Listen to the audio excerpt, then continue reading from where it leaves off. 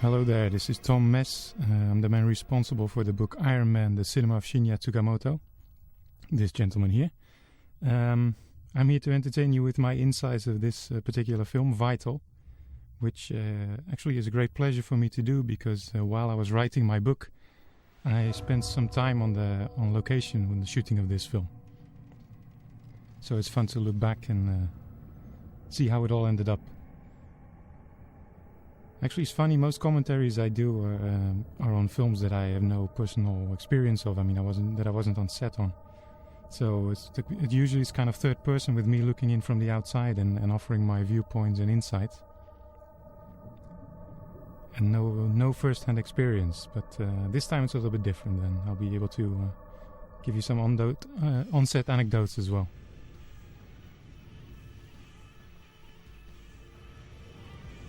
Well, the film starts off in a very, very typical Tsukamoto style. I think anyone who's even faintly familiar with Tsukamoto will find this a very familiar sight. The quick cutting and the quite intense, industrial, noisy atmosphere of these shots. And it creates a kind of false impression because the tone of this particular film, Vital, is quite different from the earlier ones. I think it's probably, you could say, his calmest film yet. And that has to do, I think, well, with the subject and the themes, which are much more, contemplative and less about, people turning into robots and becoming, enraged people in the big city, etc. So he's calmed down a bit on this film. And I wonder, it's of course, related to the subject and the themes of this film, but I think it might also have a little bit to do, at least, with Tsukamoto getting older. I mean, he is closely going on 50 now, which is actually true for that whole generation of Japanese filmmakers who came up in the early 90s, who are now in their, well into their 40s and going on 50. And it's quite striking to see that all of them are sort of slowing down and making slightly different types of films and moving away from, the genres they've been doing in the past. They've been doing, people like Takashi Miike also, and someone like Rokuro Mochizuki. These people used to make these really audacious, very angry almost genre movies. And in recent times, all of these people have been sort of slowing down and making different kinds of films. So it might have something to do with age. 居眠り運転で突っ込んできたトラックが全面的に悪いって認めたよ。すぐに俺の出身の大学病院に移してもらったんだ。For those who, I assume that people watching this will be fairly familiar with Tsukamoto, but for those who are not, or only a little bit, I'll fill you in very quickly. He came up with a very independent style in the late 80s with a movie called Tetsuo the Iron Man, and a movie that became a sort of cyberpunk classic. And he followed on that route with Tetsuo 2 and the horror film Hiruko, which was slightly different and disappointed a few fans of Tetsuo, but nevertheless, it paved the way for his further career. And he's remained quite independent and uncompromising since then. He's made Tokyo Fist, a boxing movie with quite a difference, and Bullet Ballet, an excellent gritty urban taxi driver-esque film. Then Gemini again was a slightly different film. It was a period horror set in the early 20th century. Very atmospheric, very unusual, very almost surrealist, grotesque imagery. And then about 3 years ago he made a movie called Snake of June, which announced again a slightly different turn in his occupations and his themes, because he began to delve more with the human being in its pure state, whereas before in his cyberpunk movies it was always about somebody transforming into a big heap of junk.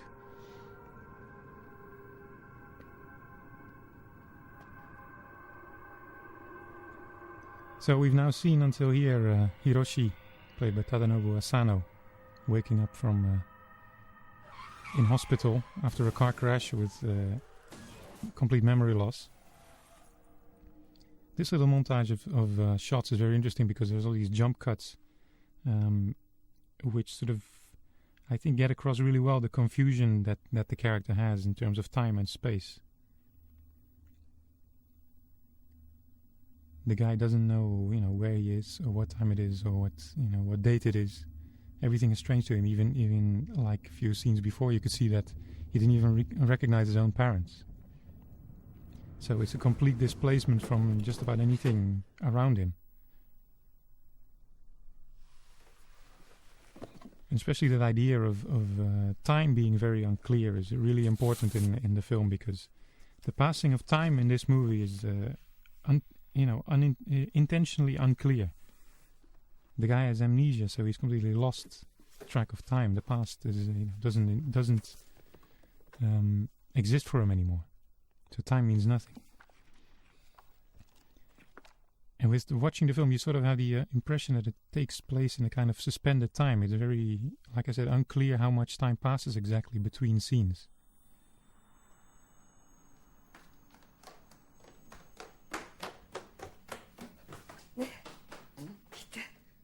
And this is the scene where he remembers something for the first time, which is where his old school books were.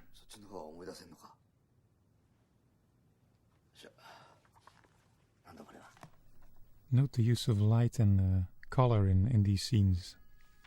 The previous one where he remembered something where the books were very predominantly red, these are very blue.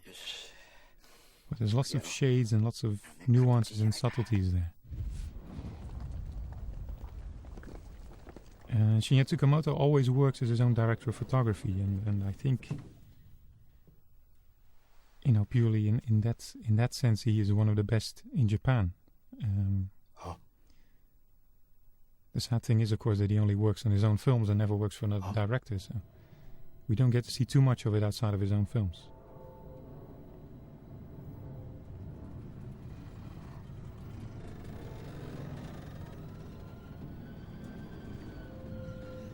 There's a real creepy atmosphere to this film at times.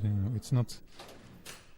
I guess it's difficult to call this really a horror film, but the atmosphere, the ambience, really, unsettling and macabre at times.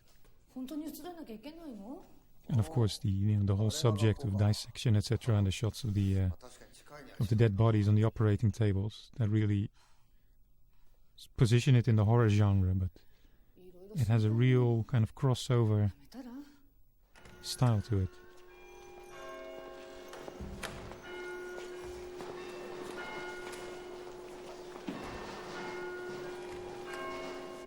So as I said, the lead actor Tadanobu Asano, who if you've watched even a few Japanese films of the last few years, you will be familiar with him because he is undoubtedly the face of young Japanese cinema. He seems to be in absolutely everything. He's worked with so many great directors. Mention any major name in Japanese film the last few years, Miike, Kitano, Aoyama, he's worked with them. And if you know Tsukamoto's work, you will of course know that he had a very small part in his earlier film Gemini, as a kind of vengeful samurai. And they actually first met as actors on a film called Quiet Days of Fireman from the early 90s, on which Asano was only about 19 years old and just at the start of his acting career. And they co-played in that film, Tsukamoto and Asano. And it is there that Tsukamoto for the first time suggested to Asano to work together in one of his own films.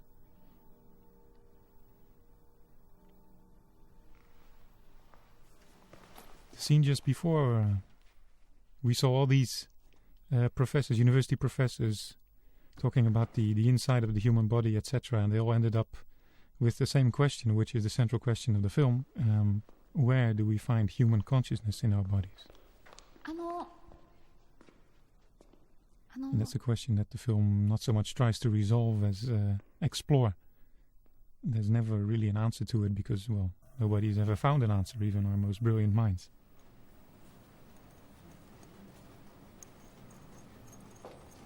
倍地にストリーキングするときに無駄な動きをしちゃうとコンタミしちゃうんだよな。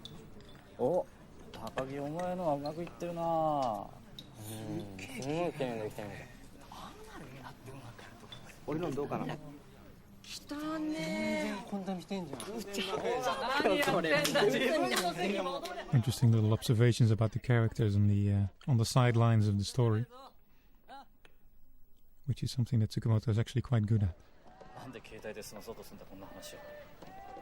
なんでそんなにひょうひょうと話せんだよ。 Now, around this part of the film, we get to know the character of Ikumi, 高木か。 Hiroshi's fellow ばっ student, かり見てんだろ。 who sort of, falls in love with him, or at least is very fascinated with him in his darkness. 入学試験のトップが高木だってのを。俺が Watch very well this particular scene and how Tsukamoto shoots it. そうだろ。 What you will see is that, for example, in this shot, you see one character, this shot also, one character who is clearly in focus, and the other character, who is the secondary character in the scene, is sort of on the edge of the frame and out of focus, a kind of blotch or sort of, almost ghost-like presence in the life of the other person. And you see that happening quite a lot in this particular film. And you get the impression through that, you get the impression that the people are sort of, alone in their world and don't really connect with those around them. It's going to happen again in this particular scene. You see this shifting in a moment of, focus between the background and the foreground. And when that happens, the other person really becomes a blur. You can see it now. So it's as if there's no communication at all between two characters, even though they are in the frame together. 一人になりたいって気持ちは分かったよ。でもあまり思い詰めるんじゃないよ。家具だけどさ、お母さんあなたの元の部屋と同じになって That sort of follows on from his previous film Snake of June. In that film was shot in a standard 4:3 ratio, so on a TV size screen. And in that, using that, Tsukamoto sort of isolated his characters within the frame. So he used, as he said it, a one-person frame size. So with this one, you can see, of course, that he's using a much more wide frame ratio. So he cannot really, use it as a one-person frame. So instead he uses this idea of people becoming blotches and standing on the edge of the screen, not really forming part of the same world as the others. The reason he decided to go for a more wide screen in this one is mainly because he wanted to shoot nature. And for that he wanted to shoot A in 35mm, B in color and C in widescreen. Though I think according to the official rules this doesn't actually qualify as a wide screen. But anyway, it's wider than Snake of June, which is what I'm trying to say.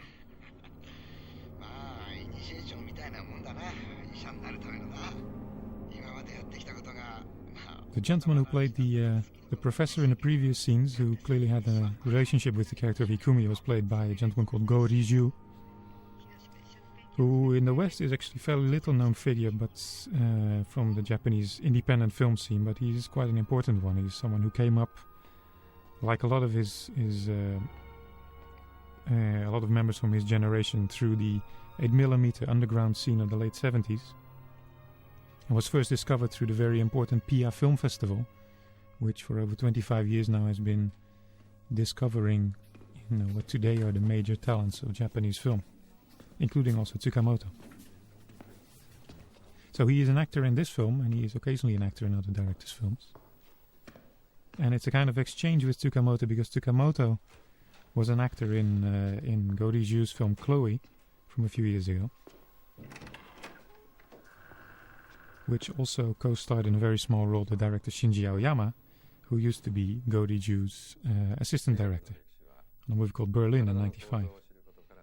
So it's quite a small world, Japanese film, and it happens quite a lot that directors will also, appear as actors, even if they are not really actors. I mean, Tsukamoto is a man who does have a really real acting career on the side. He's always loved acting, and he's also done theater when he was younger. But even for other directors, who do not count acting as their main job, they tend to appear as little, sort of little favors to people they know and friends, and appear in their films. So someone like Takashi Miike will pop up in a few films, and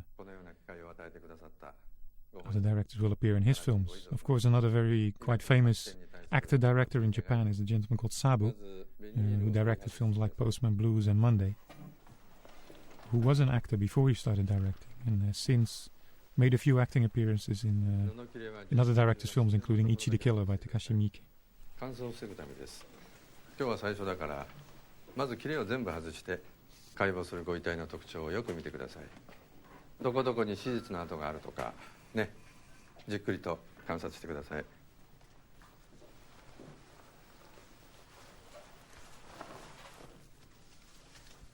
So here the dissection scene started, which really formed the heart of the film. I mean, the entire middle section is taken up by Hiroshi and Ikumi going through these classes. まず正中線上に沿ってこのように縦に切れ目を入れ、その後 And that is the heart of the film, because for Hiroshi, it's his process of regaining his memory and regaining his personality. It's through the dissection of what turns out to be his girlfriend Ryoko's dead body that Hiroshi finally comes to terms with his past and finds everything that was wiped from his memory by the accident.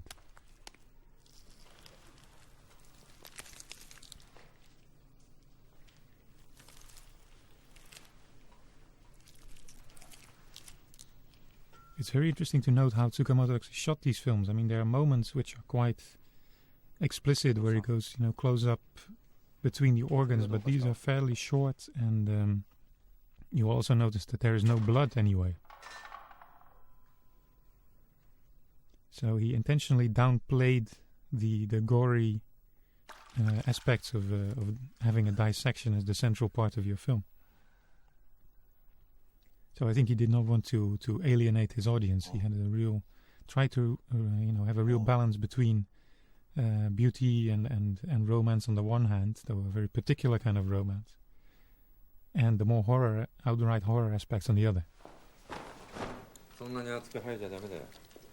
口径筋が皮膚にくっついちゃうだろ。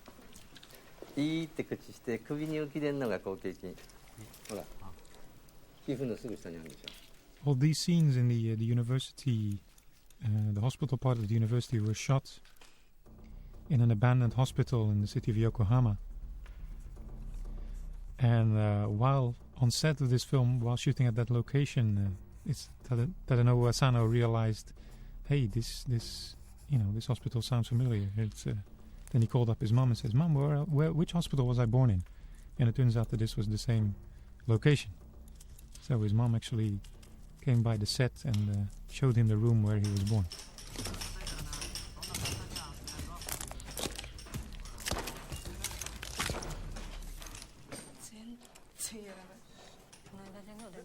Here again you see the movie going from one sort of extreme to another, first with these close-ups of very beautiful, very detailed sketches, and then again the dissection of this corpse. Those sketches point to the very major influence of Leonardo da Vinci on the creation of this film. The whole origin of Vital dates back to two events. One was Tsukamoto's visit to the La Specola Anatomy and Dissection Museum in Florence, Italy. He was in Italy for a retrospective of his films in Turin, and took advantage of the occasion to have a little trip through Italy and also visit the museum. He's long been fascinated by Da Vinci. So that's one part of the origin of this film. The other part was that he, a few years ago, started suffering from a very bad back, and has had to go through several periods of essentially being completely immobile and having to lie down for days and weeks on end. So it's those two experiences together which sort of got him thinking about, what is the difference between, a live human body and a dead human body, and is there a consciousness inside a dead body, and if so, where does it go when it dies, etc. 肝臓に白い塊が2つ3つありますね。後で腸をよく見てください。ほら、So he to prepare for this project, he visited several medical universities and watched a few dissections firsthand. いやわかります。 He spoke to professors and doctors and posed all of them the question, where in our body is the human consciousness? And none of them could answer the question, which is something that, of course, informed the earlier scene that we saw a few minutes ago.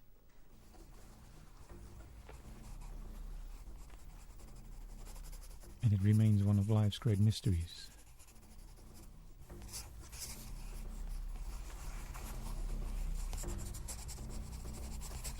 So ironically, this film tries to find the answer to the question, one of the main questions of life, by digging into the body of a dead person.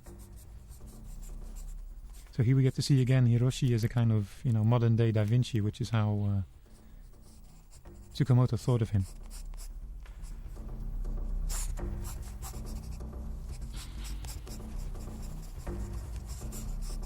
And it's not purely the irony of looking for the answer to life within death, but there's also the idea of looking for answers to something really great and that seems to be beyond humanity, and trying to find an answer by looking at something, very small details.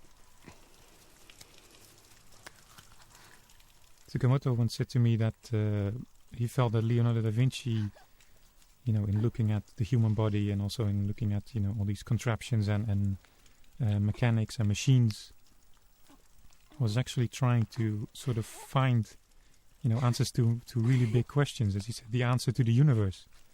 And he looked for the answer to the universe, and by looking at, the answer to the biggest by looking at the smallest.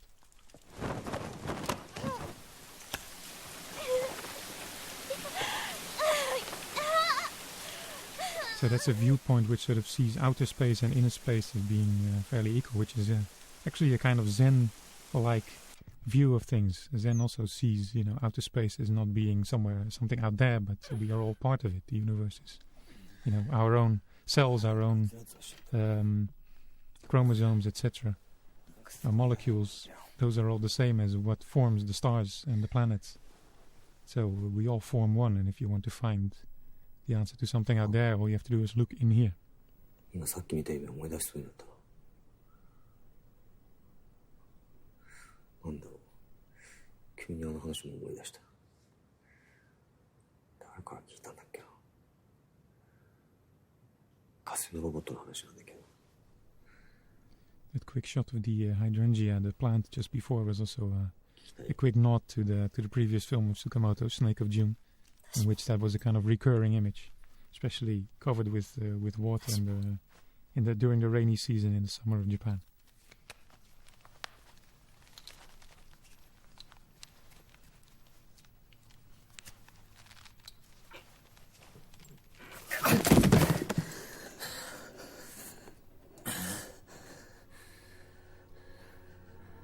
Now this scene is the first of what seems to be flashbacks to the past, to Hiroshi and his girlfriend Ryoko. But as we will see later on, it's not really a memory, it's something quite different. And Hiroshi at first doesn't understand it either.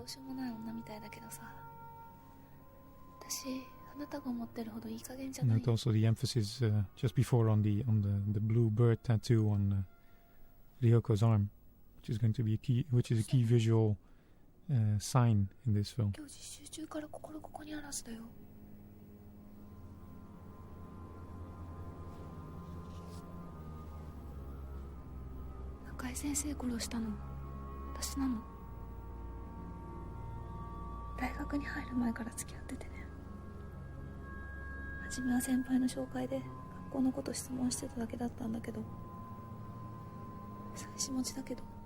We are slowly getting to know the character of Ikumi and starting to realize that she is somewhat mixed up, to say the least. And she really follows on the characters in Tsukamoto's previous films, because he has always taken this idea of desensitization, of losing your senses and growing numb by living in the city. Previously, that was really the premise of all his films and the main theme in them. It's the main motif in his work, I think. In Vital, though, you get the impression that he's sort of gone beyond that. You get the impression of, okay, now I talked about this in 7 films, so it's quite enough now. It's taken me where I want to go. In this film, it's of course, as you can see, still present, but it has a more abstract feeling to it. It's not directly tied to city life and city life being numb, so you get the idea of there are very clearly recognizable Tsukamoto elements in this film, but they're sort of detached from their previous context. And here you see the bluebird tattoo of Ryoko coming back, and we realize that we realize that the body on the autopsy table is his old girlfriend.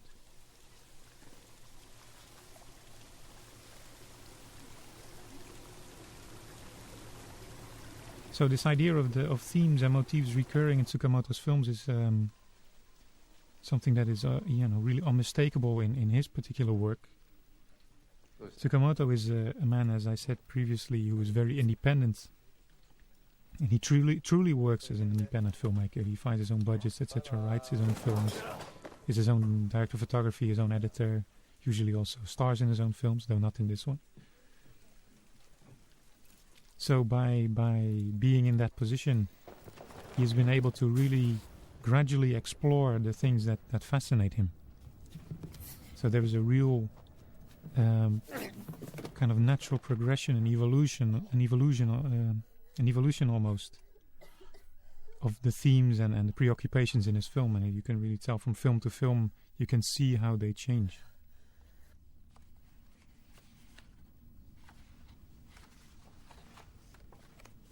And I said before that Snake of June was the first time that he really started looking at the human body itself, in its pure nakedness. And before that, he always covered up the body, and in Snake of June he uncovered the body for the first time. But with that film, he stopped at the skin. And with Vital, of course, we've already seen quite a few times that he digs even deeper.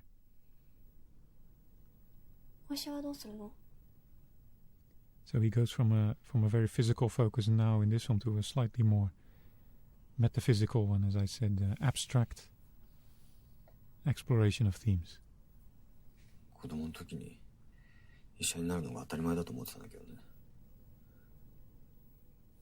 Here again there's the emphasis on art. And I think again that is part of Tsukamoto trying to counterbalance the more potentially gory and grotesque aspects that are connected to the image of dissection. And that counterbalance is of course also present in the role that is played by nature in this film, though we haven't seen that much of it until now. But it's going to become more and more predominant as the film continues.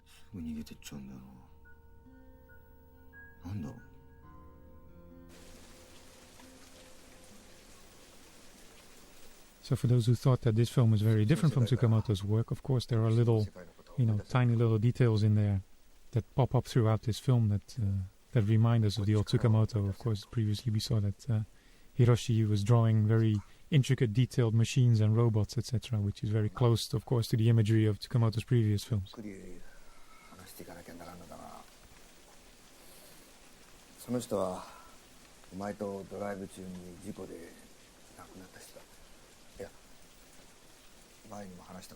It's funny that Tsukamoto took such care of trying to avoid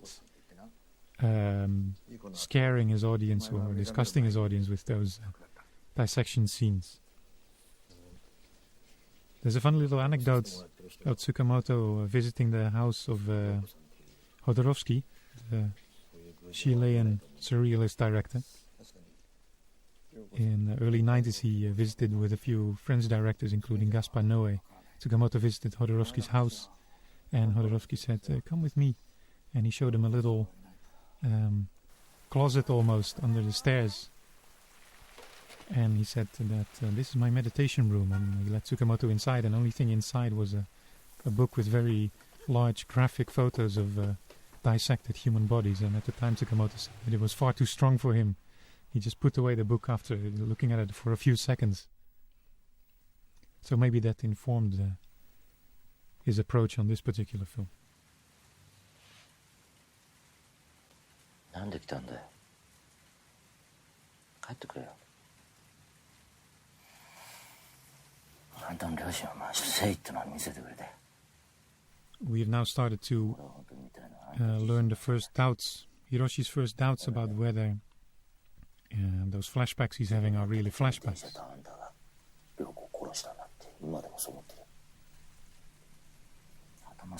And as the film, of course, goes on, it becomes more and more apparent that they're not flashbacks, but a sort of alternative reality, a kind of daydream in which Hiroshi escapes a kind of realm in which he can still communicate with his dead girlfriend.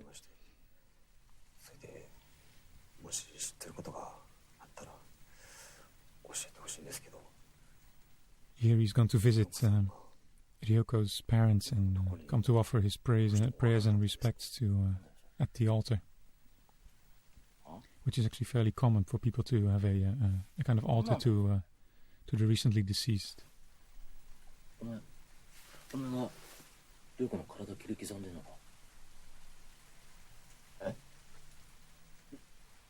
In these scenes,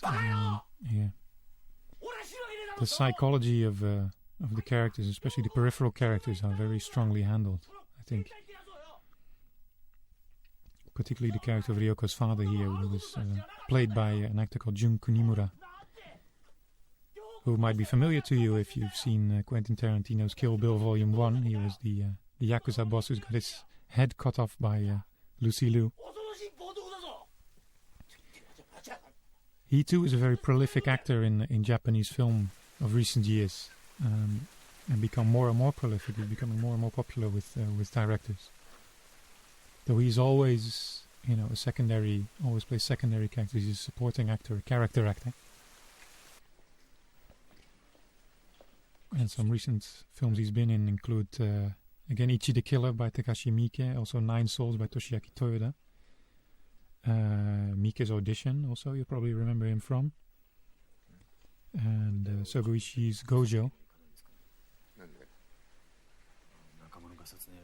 And in two of those films, Gojo and Ichi the Killer, he co-starred already with Tadanobu Asano.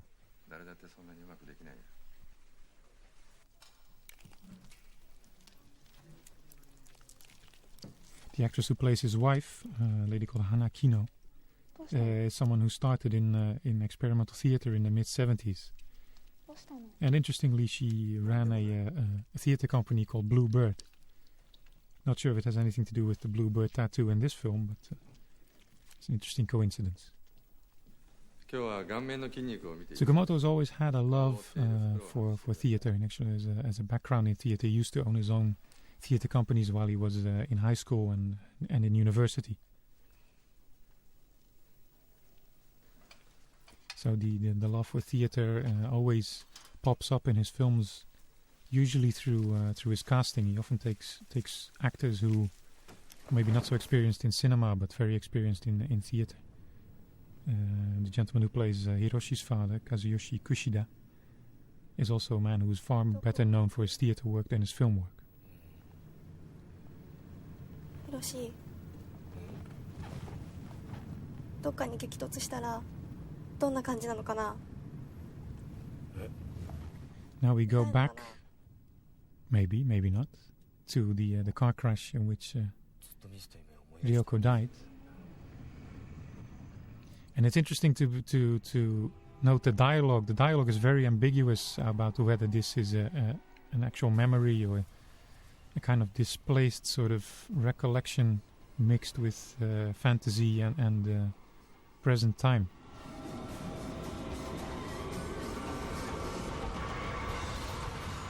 What resurfaces here is again the old Tsukamoto style, like that of the industrial chimneys at the start of the film.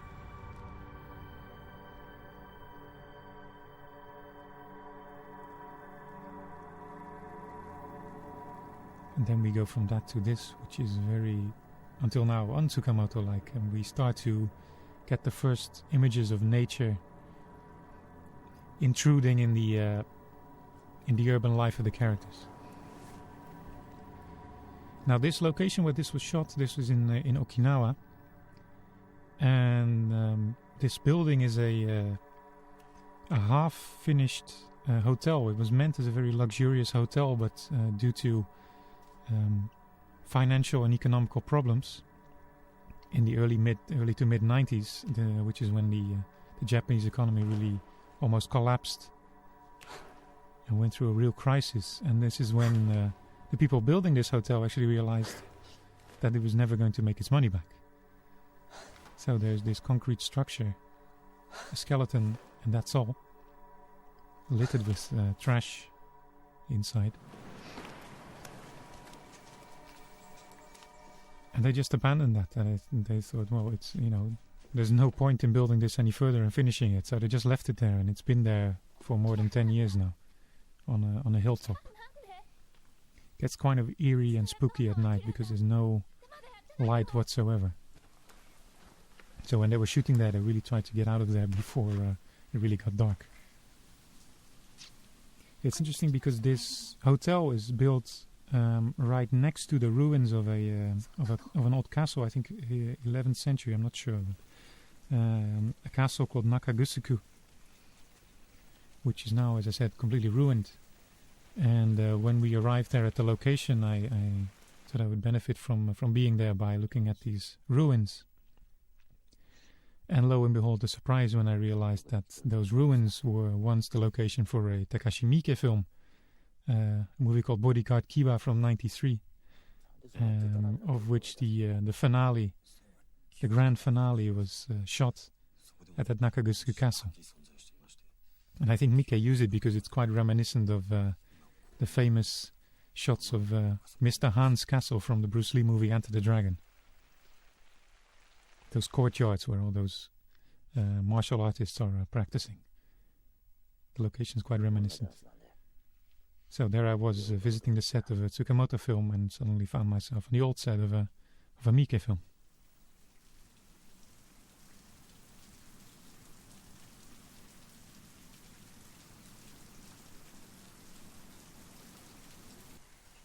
Here Hiroshi has gone back to Ryoko's parents. And where he actually says now, that these flashes he's having are not memories.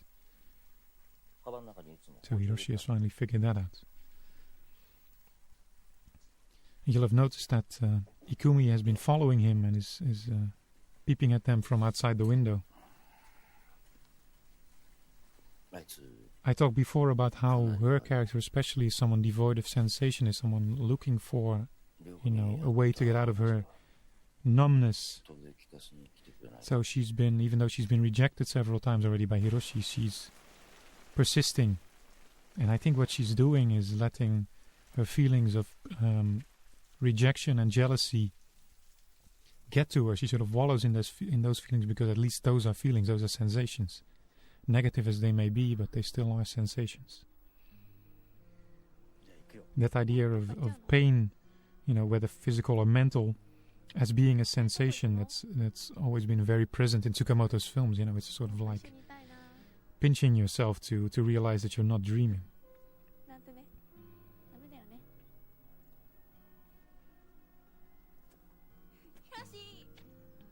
And it always seems a little bit strange that he would, that his characters would sort of try intentionally inflict pain on themselves. But if you think that, us decadent Westerners, numbed by our luxurious existence, tend to go for stuff like bungee jumping, etc., and other death-defying stunts, that whole idea of approaching pain and approaching death is something that you can find, in any culture in daily life. It's something that was very present in recent films too. I mean, take Fight Club, for instance, that was completely about that. Or The Matrix, this idea of preferring a painful reality to a relatively painless fantasy. Tsukamoto was, of course, doing that several years before already.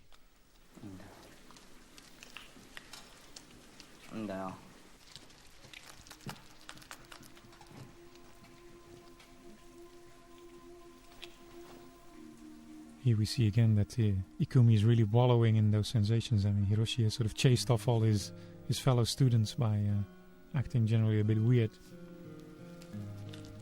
But Ikumi simply refuses to budge. I think she wants the pain. She also took off the mask to even, sense it even more, which is also what Hiroshi is doing here, taking off his gloves. So he's actively taking steps to revive his sensations. And re-establishing human contacts especially, that's important. To him, of course, now that he's realized that these flashbacks are not flashbacks, but things that he's experiencing now, to him, Ryoko still is very much alive. He wasn't there when she died in the hospital because he was completely unconscious.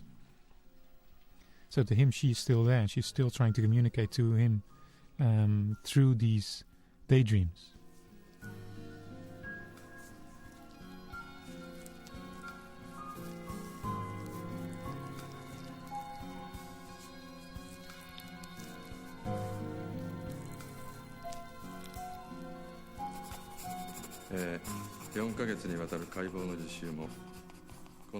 Here we have a little indication of time passing when the teacher says our 4-month dissection program is about to come to an end.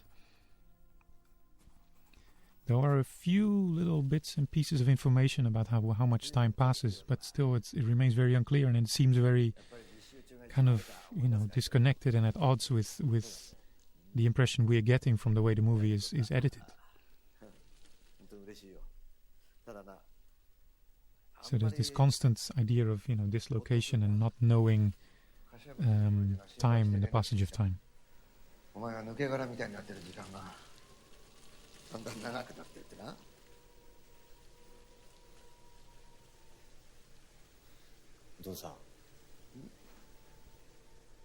The teacher also mentioned the rainy season, which is constantly in the background of this film.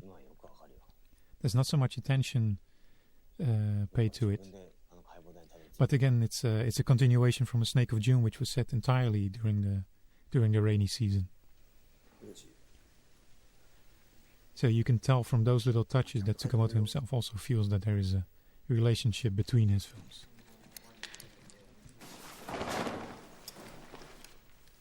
And since we are speaking of the form and the style communicating its own messages, look at this particular sequence where we see the almost obsessive dedication of Hiroshi to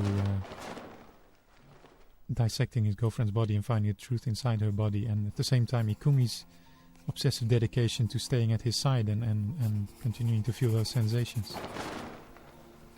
With that shot we just had where they just keep sitting there and behind them the days pass by, which is indicated by these students covering and uncovering these bodies.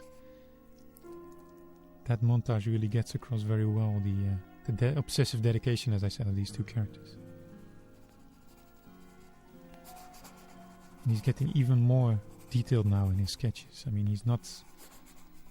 Previously, I think he was recording, a human body before he knew that it was Ryoko. But now that he's sure that it is her, that he can still communicate with her, what he's doing is now really he's recording her. Her presence in place of a memory of her. He's really recording everything about her entire body. So he, in a sense, he knows her in more detail now than he ever could if he was still alive. If she was still alive, rather.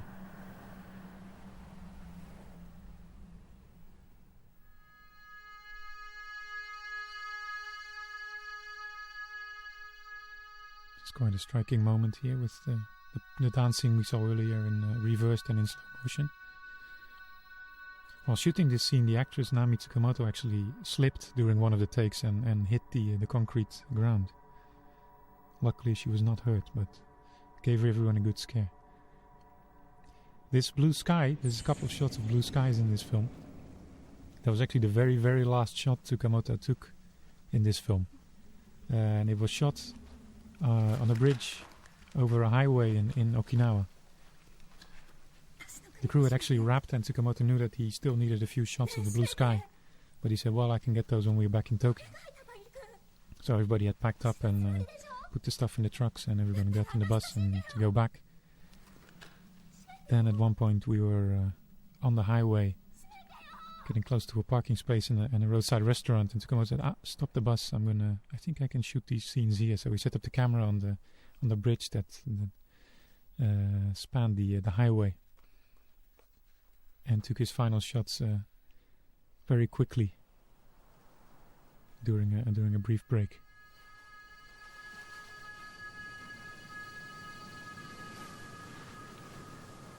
You also saw a few close-ups of flowers, and there's actually two were shot really, very quickly in between while he was shooting this film in Okinawa. I remember for one, he actually went into somebody's front yard, and while an assistant went to ask the owner for permission, he already set up the camera to shoot the flowers in this person's garden.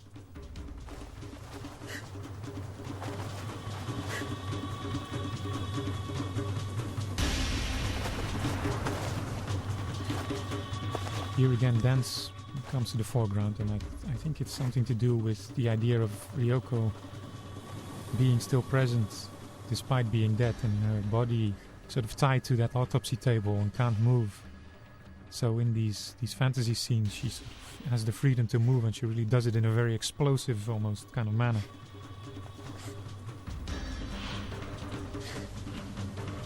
I think that's something related to Tsukamoto having his back problems and being tied to his bed for weeks on end. He said when he finally was able to get up again and go outside, he really noticed his own body much more, and noticed the smells around him and the sights around him.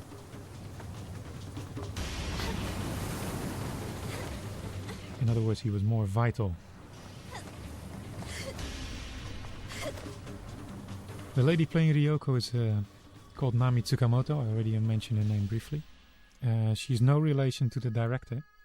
She's actually a professional ballet dancer. Tsukamoto wanted somebody for this role who had to be able to dance. That for him was more important than finding some experienced actress.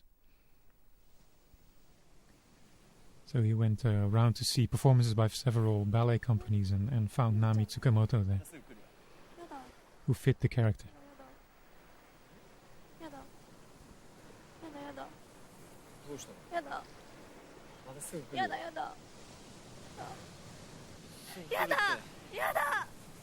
When I first saw the film, I was quite surprised by the way she had a very strong presence in the film. I mean, when I saw her in Okinawa for the first time, I didn't have the impression that she was an actress in the film. I thought maybe she was somebody who worked on the crew or something. She didn't seem to have that something extra charismatic presence that actors often have, even in real life. But in the final film, she definitely does, and I think, of course, that's thanks to a certain, I think, innate acting talent on her part and the ability to perform. But on the other hand, I think it's also a testament to Tsukamoto's abilities as a director of photography. He's always excelled in making his actresses look really good on screen. And very often, if you compare actresses in his films and how they look in other directors' films, you will often see that they look even more charismatic and striking in Tsukamoto's films. One good example is the actress Kirina Mano, who played the main female part in Bullet Ballet. And I think Ryo, the actress from Gemini, that's also the case, and also Kaori Fuji from Tokyo Fist. They are very, very memorable and very striking in Tsukamoto's films, whereas in other directors' films, firstly, they're usually relegated to a secondary or third level part. And in Tsukamoto's, they play the lead. And additionally, they also, are filmed with a real lingering kind of fascination by Tsukamoto. That's the case with the actress Kiki here too, who used to be a model, so obviously is someone who knows how to pose for a camera and who has a certain photogenic quality to her. Interesting, you could see in the previous shot there's a real sort of Eurasian kind of She has a real kind of Eurasian kind of look to her. That's actually kind of true for Asano too, come to think of it. His grandmother on his father's side, I believe, was American. So he has a kind of sort of slightly more chiseled, angular features than Japanese generally tend to do.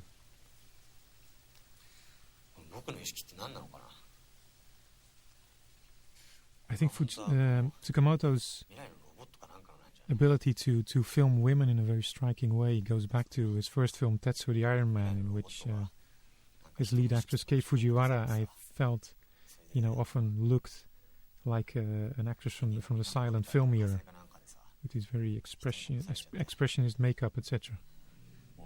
It's something that really has stuck with me from that film.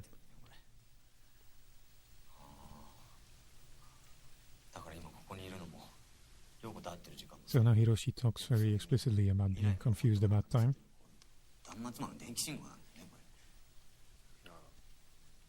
Mixing up present, past and future. Note how this whole scene is shot in one take with no cuts, just purely staying on this medium close-up on Asano, who is really, really excellent in this scene.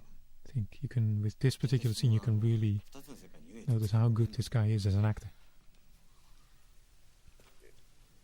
He's quite an interesting, quite peculiar actor too, because he's very instinctive. He's a man who doesn't require all that much direction from his directors. He actually told me that he got essentially no direction at all from Tsukamoto on this film. They briefly talked about the character and Tsukamoto's view of the character and Asano's view of the character when they were doing the costume fitting. But on set, actually, Tsukamoto, aside from, the obvious indications and the cues of where he had to go, gave no direction at all to Asano, I noticed. I also noticed, by the way, that Tsukamoto always calls his actors by their character names.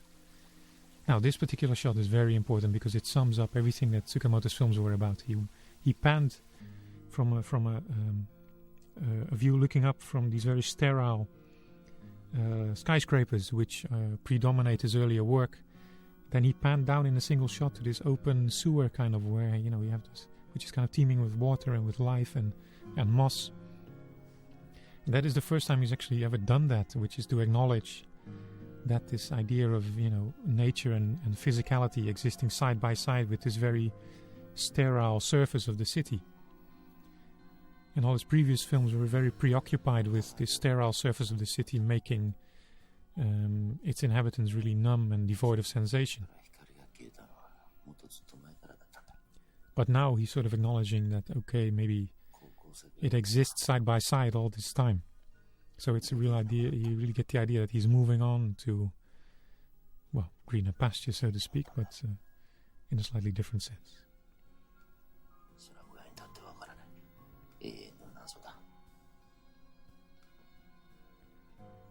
Vital was shot in a total of 7 weeks, which is extremely tight for a Tsukamoto film. He's a gentleman who normally takes 4 and up to 6 months to shoot a single film. Also because he works independently, so he can take as much time as he likes. There's no producer above him saying, it's time, the movie has to be released, pack it up. So he can just keep going, and normally he does. For this one, he only had 7 weeks for several reasons. One had to do with renting the 35mm equipment. Normally he shoots on 60mm, and he has his own 60mm cameras, but the 35 he had to rent.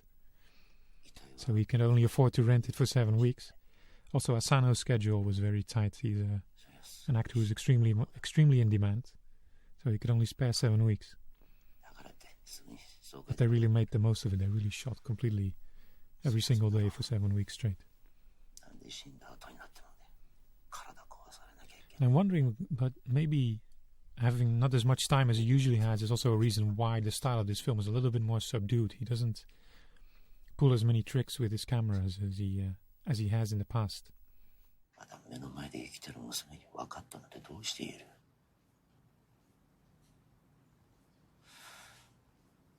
そうこうしてると涼子は意識不明になった。医者が言うには植物状態らしかった。個室に移って Note again a very, very long one-take shot, which is this sort of circular motion around Hiroshi and Ryoko's father.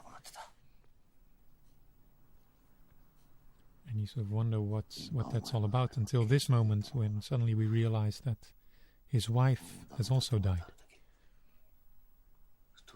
So we slowly come to that realization. 涼子がスーッと半身起こして座ってる。俺涼子が回復したのかと思って。あいつが It's quite fascinating that he would have skipped that moment, which is something that, you know, an average director would have probably milked for dramatic intensity, which is the fact that somebody died and was buried, etc. But Tsukamoto simply skips it, which is something you could say is very Bressonian, but I think again here it contributes to the impression of time passing in a very unclear way, and us and Hiroshi being very confused about the passing of time. 検体のことはお願いねってはっきりとした口調で言ったんだよ。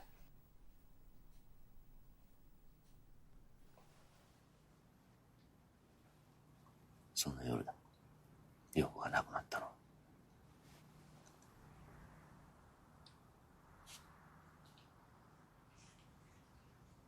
納棺の時にさ、これ入れてって。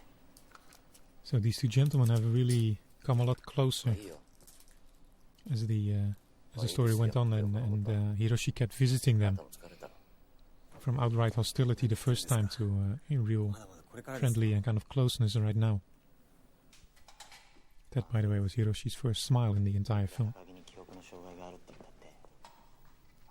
And I think for the characters of Ryoko's parents, having Hiroshi there was sort of their last link to their daughter.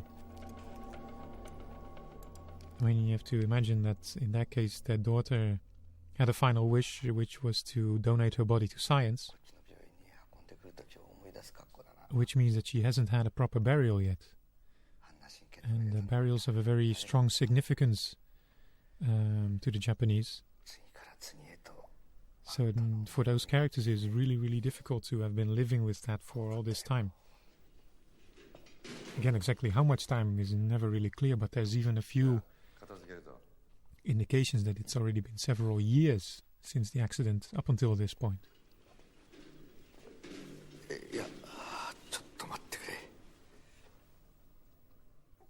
So for them, it's become kind of comforting and reassuring to have Hiroshi there,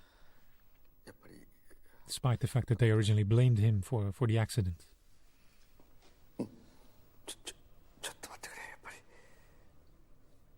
迷うことないなら俺もこのご遺体は片付けた方がいいと思う。あとはこちらで丁寧にやっとくよ。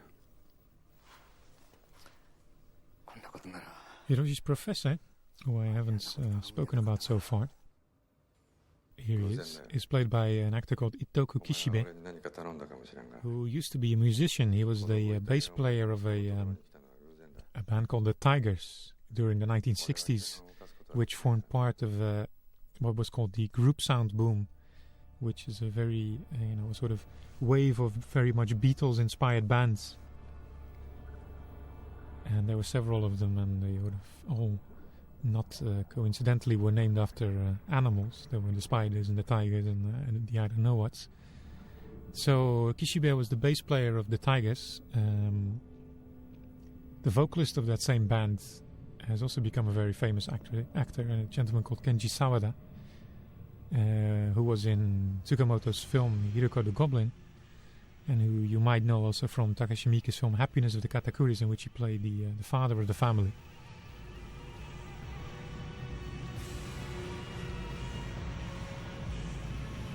Kishibe became an actor in the mid-70s and has only in recent years become a very prolific gentleman, playing against supporting parts just like his co-star here, Jun Kunimura.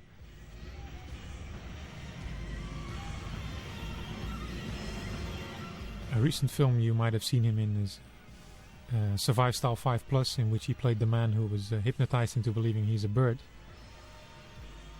And in that film also he co-starred with Tadanobu Asano.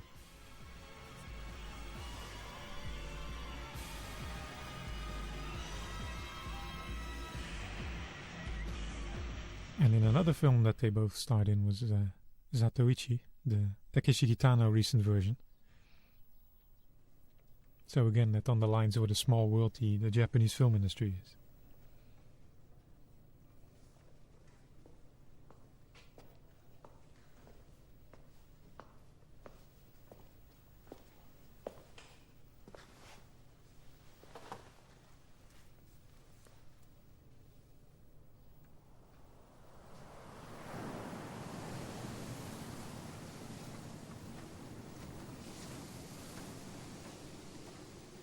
Back on the beach. So again, these scenes were all shot in Okinawa. Tsukamoto wanted a location which was very, richly natural. There had to be forests, etc. There had to be water. And he considered several options. One was a small island called Ogasawara, which is off the coast of Tokyo. But he decided against that because that island can only be reached by boat. There are no flights to that island, so that was very impractical. Ogasawara, incidentally, played a role in the old Godzilla series, in a movie called Destroy All Monsters. That is where all the big monsters were exiled. Of course, that was not shot on Ogasawara itself. That was shot in the Toho studios. But Godzilla fans may recognize the name. Another location Tsukamoto considered was Yakushima, which is a small island south of Kyushu, so really the southern part of Japan. But Yakushima is a World Heritage Site. It's an island which is completely covered in very dense, ancient, almost primeval forests. So it would have been, perfectly suited to this film, were it not for the fact that no cars are allowed on the island. There is no infrastructure on the island itself. So again, that was not very practical. So he briefly considered also going abroad, like going to Guam, but that would have been too much hassle to deal with the foreign authorities. So he finally decided on Okinawa, because Okinawa is very easy to reach from Tokyo. There are several flights a day. And the infrastructure on Okinawa, the main island itself, is also, just as much advanced as on the Japanese mainland. Tsukamoto says he's always had a very kind of fascination for Okinawa because of its subtropical natural beauty. He said that for someone growing up in the city, this concrete city, something like Okinawa is very, very fascinating, very perplexing almost.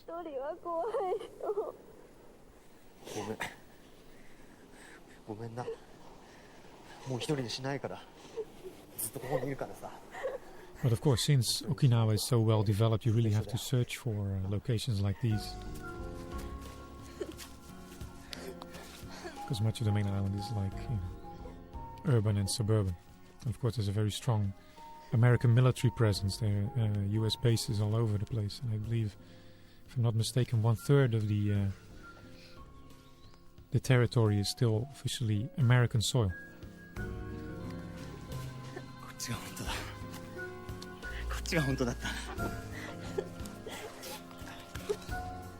Hiroshi has really immersed himself in these fantasies now.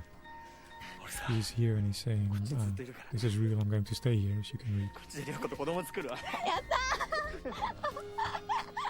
So he'd rather be here than anywhere else at the moment.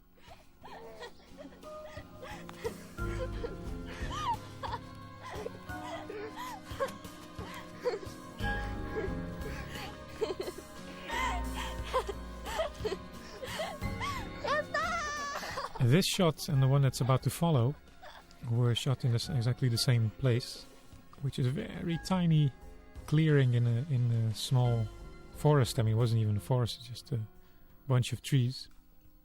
They even actually had to clear it out a little bit more than it to be able to put all the cameras there.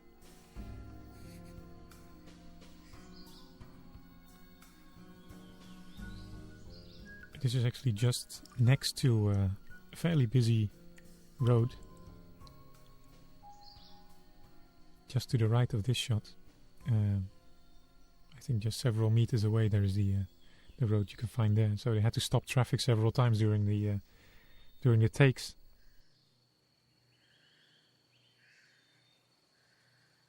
Which caused a bit of friction with some of the motorists, and I remember one truck driver becoming very angry about having to wait and started insulting the film crew.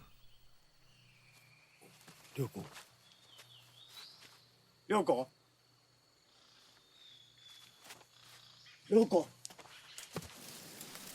For this shot there's another very interesting little anecdote.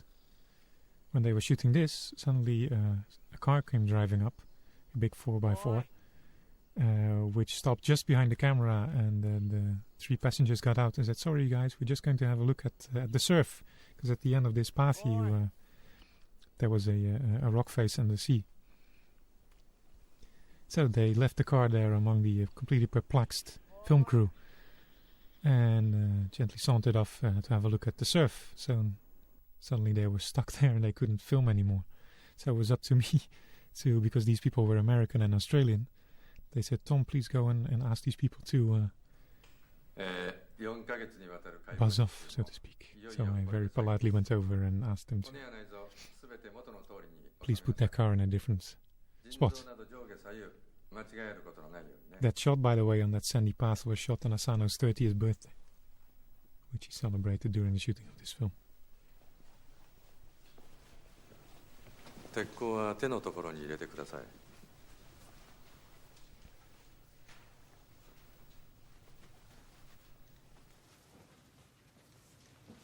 旅と草履は足の位置に入れてください。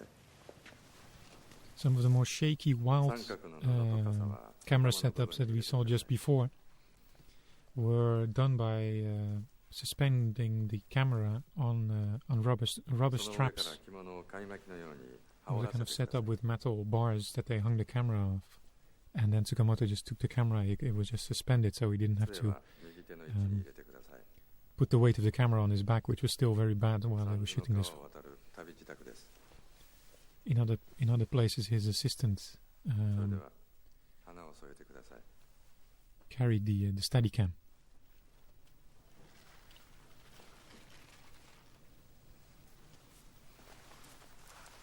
Which is fairly rare for Tsukamoto, because he really likes to hold the camera himself. So, now that everything has come to an end, this dissection class, the students have to prepare the bodies for finally for their funeral. And you can notice that it's very codified how these people have to be dressed. I mean, they can't really be dressed because, of course, they've been cut up during the dissection. So they just put the costume with the corpse in this case. Preparations for the afterlife is a tradition that's still quite strong in Japan. I said before that people still care very strongly about the etiquette of funerals, etc. And there is still very much a strong belief or a kind of spirituality, the idea that people's spirits live on. That's not necessarily, the Japanese don't necessarily see that as religious. They tend to separate religion and spirituality. So while a lot of people are still very spiritual, they would immediately deny that they are religious. So there's this interesting separation in their minds.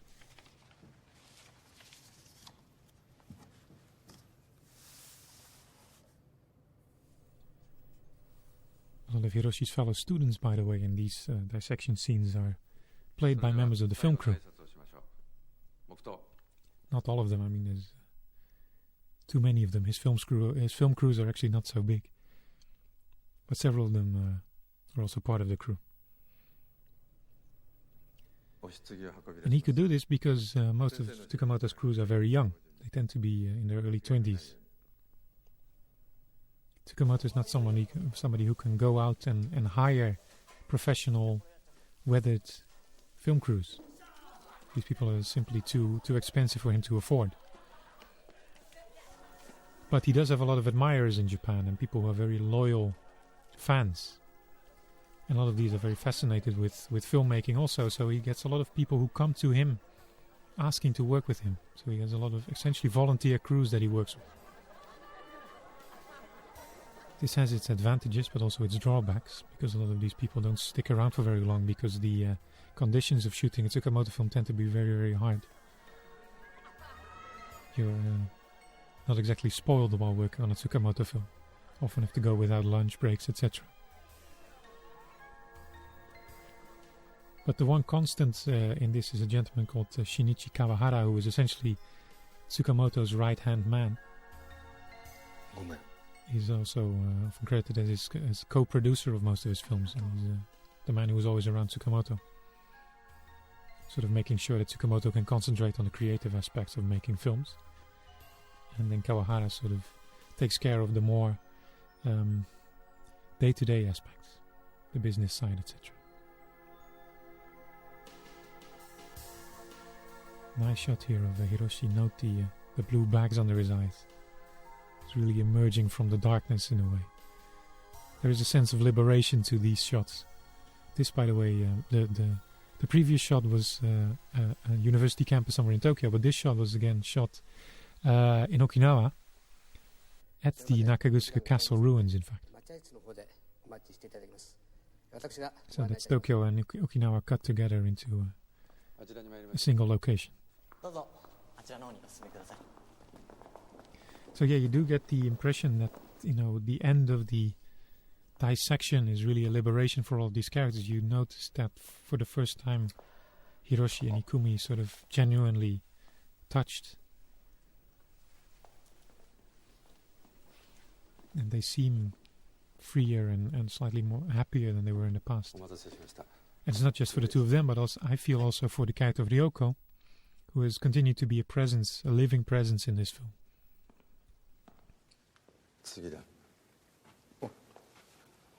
Of course, she is very much, her body at least, is very much liberated from being tied to that autopsy table when she's now given her proper burial, or cremation to be exact. Note also the really overwhelming shots of nature here through the windows. It all gives the impression of a certain liberation and a sort of balance for the characters. Tsukamoto himself felt that in shooting this film he sort of came nearer to a sort of more calm disposition for himself. He felt that despite the fact that he couldn't find the answer to his question about, where is human consciousness, he was sort of at peace with the fact that he would never be able to find that, and mankind would never be able to find that answer. And so he said that a weight was more or less lifted off his shoulders. And I've met up with Tsukamoto several times since he finished this film, and it does seem that he has a more positive attitude, almost. Actually, he's in the past he's always been very hesitant to accept offers from outside producers. He really has a very independent, kind of self-protective attitude. So that has led him to turn down a lot of offers that he has received in the past. But actually, since Vital, he's been more open, he says, to these offers. So it might well be that the next film we're going to see of him is going to be not his own independent production, but it's an outside film for hire, so to speak. He's already done 2 of them, which are actually short films since Vital. One of them was Haze, which he shot at the request of the Jeonju Film Festival in Korea. That festival every year invites 3 Asian directors to make an omnibus film. Each of them is asked to make a 30-minute film, and the 3 of them are combined into one omnibus film. So in 2004, Tsukamoto was asked to do that. And Tsukamoto then also edited a long version of that one, a 50-minute version, which is showed at several film festivals. The other project he has accepted for hire is another short film called Tamamushi, which forms part of the Jam Films female omnibus film, which is a project of 5 short films directed by Japanese filmmakers based on stories about female protagonists, which are written by well-known Japanese female novelists. And Tsukamoto used the opportunity to sort of make a kind of sequel to Snake of June, which again deals with female sexuality.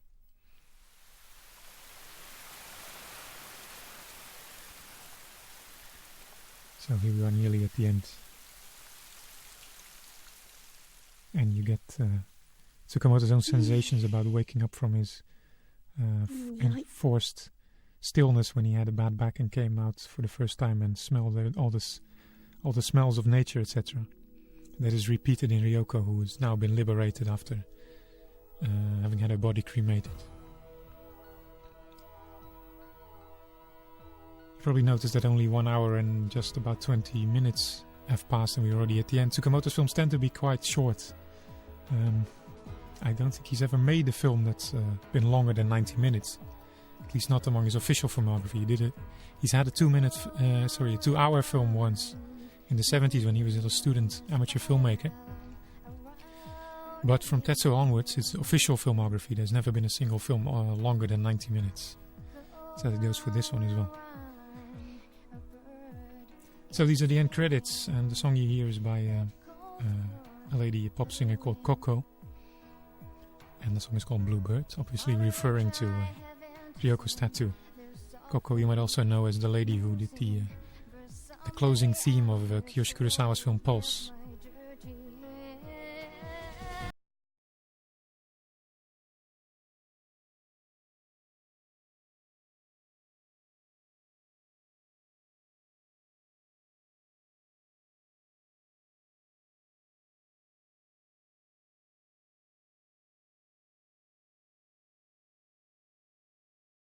I hope to see you or hear you or talk to you again on a future commentary of a Tsukamoto film or